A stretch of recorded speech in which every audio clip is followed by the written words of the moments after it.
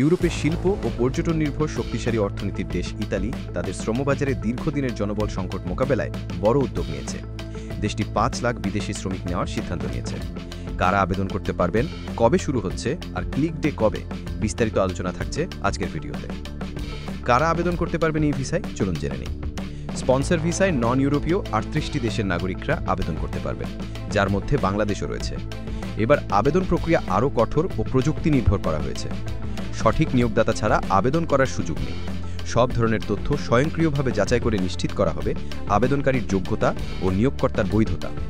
এতে করে আগের মতো পারমিট দিলেও ভিসা না হওয়ার মতো সমস্যা এবার থাকবে না। কবে শুরু হচ্ছে আবেদন? স্পন্সর ভিসায় কর্মী নেওয়ার আবেদন শুরু হবে ২৩ অক্টোবর সকাল ৯টা থেকে, যা চলবে ৭ ডিসেম্বর পর্যন্ত। ক্লিক ডে কবে?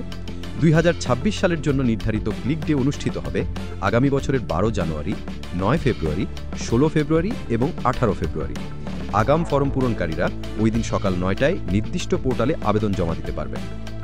ইতালিতে কাজের স্বপ্ন দেখছেন এমন হাজারো বাংলাদেশের জন্য এই নীতি হতে পারে নতুন দিগন্ত, যদি তারা সঠিক তথ্য ও বৈধ প্রক্রিয়া অনুসরণ করে আবেদন করেন। ভিসা সংক্রান্ত আপডেট ইনফরমেশন জানতে সাবস্ক্রাইব করে রাখুন আমাদের চ্যানেল।